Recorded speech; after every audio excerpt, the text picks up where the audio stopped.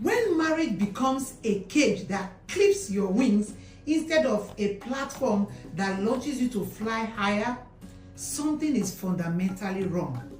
True love does not clip your wings, rather it provides a platform for you to soar higher. Too many marriages these days look more like a confinement rather than a covenant. One person is striving and the other person is completely lost or confused or can't even find their feet anywhere in the relationship.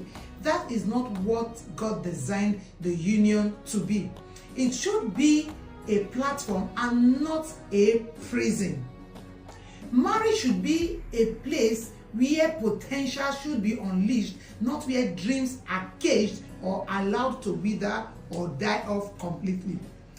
Author Tommy Emerson in his book said, a good marriage is not one where one person sacrifices everything for the other, including self, but one where both sacrifice for a shared future while still being fully themselves. When we say marriage as a platform, what is a platform? Now, a platform is a foundation or a stage that supports expression, performance, or impact. Most times we always refer to the Proverbs 31 woman, a virtuous woman, as a role model. Now, let's take a dive into this. Proverbs chapter 31 from verse 16 to 18. The New International Version, scripture says, she considers a field and buys it. Out of her earnings, she plants a vineyard. She sets about her work vigorously. Her arms are strong for her task. She sees that her trading is profitable and her lamp does not go out at night. This is our role model, right? Now, let's analyze this in 4 parts. Number 1, she considers a field and buys it. What does this tell us about this virtuous woman? She's a strategic thinker. Only a strategist will consider a field and buys it. She's a trusted decision maker. She's empowered resource manager. Then number 2, out of her earnings, she plants a vineyard. That person earned an income. She earned her income, not just earning her income, she invested wisely. She saw herself as a contributor, not a dependent. Number 3, the third part about that scripture, she sets about her work vigorously. She's diligent and hardworking. She was both emotionally and physically resilient. If you read the earlier verses of that chapter, that says that she gave portion to her housemate, that she sees about the activities of her household generally. So she was emotionally and physically resilient. And the fourth part, he said, her lamp does not go out at night.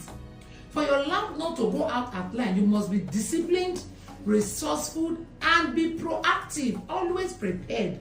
So this woman did not bury her gift to fulfill the wife's title. That is the point.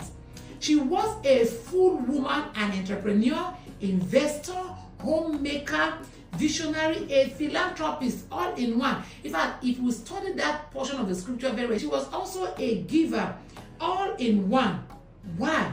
Her marriage empowered her. Her marriage did not erase her. And in verse 23 of that same scripture, her husband was known in the gates when he sits among elders of the land. Her sources as a complete woman brought honor on her husband. And in verse 28 of that same scripture, even her children praised her. May I say this word to husbands? Listen to me if you're hearing my voice. Don't attempt to suppress your wife out of fear of her being more successful. Honor awaits you when you provide the wings for her to soar rather than a weight that will sink her. You are hearing this voice today because somebody provided a platform through which you are hearing, seeing, and listening to this voice today. Don't be a man that is afraid of the success of your wife. How do we analyze when marriage is a platform versus when it is a prison? A marriage is said to be a platform when it lifts, encourages creativity and exploration. Marriage is said to be a platform when it allows for purpose to be expressed beyond titles. Titles are temporary. It is purpose and identity that is internal. That is where true fulfillment lies. So a marriage is a platform when it encourages creativity and exploration. A marriage is also a platform when it encourages mutual investment in destinies. You must not marry a person and allow the dream to die. No, let marriage be a platform and not a prison. Now, when marriage is a prison, listen to me, it limits. It silences one partner. It does not allow the voice of the other one to be heard, probably out of fear or out of insecurity. You are making marriage a prison. Then what else? It views ambition as rebellion. Remember, you married a complete human with dreams, goals, and aspiration. When you make marriage to become a prison, it silences that partner and then views ambition as rebellion. No. Then what else? When marriage is a prison, it breeds bitterness. If you don't understand that your union should unlock purpose, you will reduce it to what I call PCC, merely performance, competition, or control. That is not what it is meant to be. No. I want to suggest practical tips as couples that can help us to make marriage a platform. You must affirm your spouse's gifts. Affirmation is a fertilizer to a gift. It helps it bloom and bear fruit in the right environment. Every individual comes into marriage with a unique gift, with unique abilities, talents, and spiritual gifts. One of the most powerful things you can do for your spouse is to recognize and speak into their gifts. Celebrate them. When you affirm your spouse's ability, whether it's in teaching, business, creativity, public speaking, or leadership, you strengthen their confidence and validate their identity. This affirmation also signifies safety. You are telling them you don't have to shrink to be loved. You are telling them you don't have to lose yourself for you to be loved. Now, regularly say things like, you have such a powerful way with people. I really admire the way you solve problems. You command good stage presence. I'm tripped by your business acumen. You see, you won't be hearing me, like I said, if someone didn't speak into my destiny. Greatest of all is my spouse. So you must learn to affirm the gifts that you found in your spouse. Then what else do you need to do? Discuss dreams regularly. Discuss dreams regularly. That's one way to make marriage a platform. Dreams not discussed are dreams deferred. But dreams shared becomes dreams supported. So a marriage that supports personal vision creates rooms for destiny to unfold. Regularly talking about dreams keep couples connected, not just to each other, but to where they are going together and individually. These conversations deepen emotional intimacy and strengthen trust. They also allow for alignment and clarity, helping couples to support each other's timeliness, transitions, and investments. Like I mentioned in our earlier episode, we were used to discussing our dreams, aspirations as, persons even before we got married. And as soon as we had that legal platform, all we needed to do was to start running with our dreams.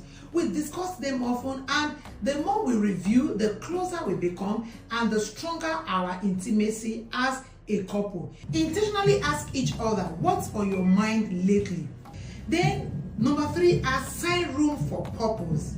Purpose needs both time and space to thrive, so you must assign it deliberately or it will be squeezed out unintentionally.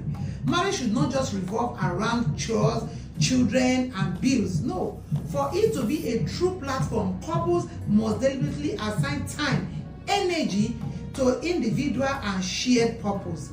When each partner feels supported in purpose, resentment reduces and richness increases. Now, create undisturbed time to work on things that align with destiny. It is very important. And how else do we make marriage a platform? You must balance family with fulfillment. Family is a priority. It is not a prison or a cage. You can nurture your home without neglecting your soul. Yes, you can. Often couples feel this tension between family responsibilities and personal dreams. But when marriage is seen as a platform and not a tribe, this balance can be struck healthily. This will require intentional planning and sometimes shared sacrifice. I will always refer to those periods when I was both a nursing mother, working, and also studying for my professional exams. Each point I needed to write exam, God bless my hubby. He will always strategize and plan his time in such a way that he will be either at home to watch over the kids or with me at the venue when we needed to go with the youngest of them for those number of days that I'll be out. Those were the greatest support beyond the sleepless nights and all the effort that was made or put into the preparation. Those physical presence telling me that family and my dreams are important were the greatest motivations I had at those periods, and no wonder the speed with which I was able to overcome those stages. You must ask yourself, does our marriage currently feel more like a platform or a prison? What hidden dreams have I suppressed since becoming married? Then how can you practically support your spouse's purpose without feeling threatened? Those are very important questions you must ask. Now, your marriage is a divine alliance, not an identity exchange. No, you were made to multiply and never to shrink. A thriving marriage creates space for individual expression, not just shared routine. Marriage shouldn't be a burial of dreams. It should be a breeding ground for destiny. So let your marriage breathe. Let your purpose speak. And let your union become a launch pad and not a lockdown. Because when you both rise, your marriage wins. I enjoin you to stay connected to this platform for more life transforming and enriching episodes on identity and purpose in marriage.